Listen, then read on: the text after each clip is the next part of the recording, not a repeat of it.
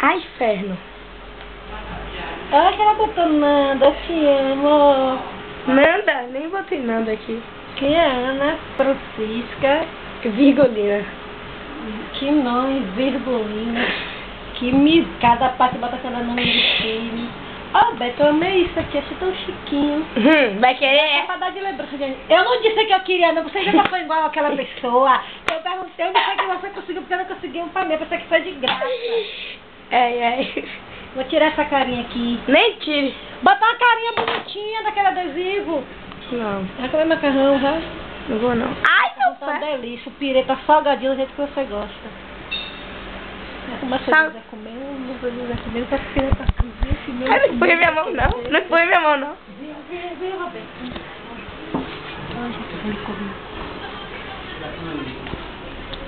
Não sabe o que faz, né, Lili?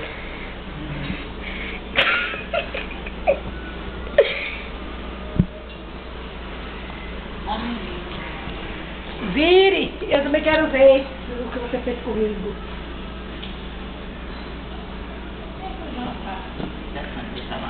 É sua de nada.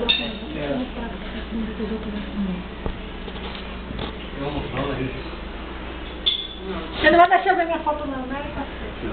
Olhe! Olhe, bebê! Olha a tentação do momento. Que isso? Olhe! Macarrão, é? Café de laranja, meu amigo.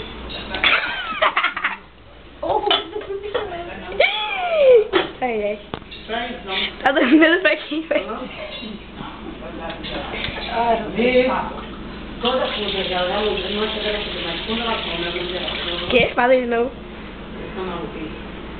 tá muito ligado. Tá bom? Quer suco de laranja hoje ou não? Não. Hoje quer? Não. Tá enjoada?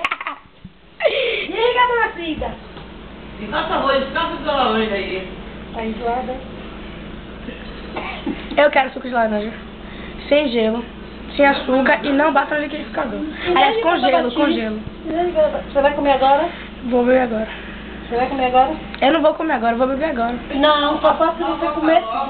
Eu como depois. Então na hora que você comer eu faço. Ô, na moral. É pegar ou largar. Tá, eu pego. Então vai botar a comida no prato primeiro, que eu vou nessa da comida e depois eu acostumo. Tá, dê tchau pra câmera. Tchau! Você é doente, meu velho. Vou botar o vídeo no Orkut. Tô tiguinho, tchau! Porque ela só Teletubbies. Fica tentando ter bichinho, Winky. Eu não sei música mais não. Vou botar o vídeo no Orkut, viu? Eu adoro Teletubbies, nunca mais passou. Não é Teletubbies, não, é Teletubbies. Ah, raba merda. Sim, vou botar. Tiguinho. Que? Aquela rosinha que fala tiguinho.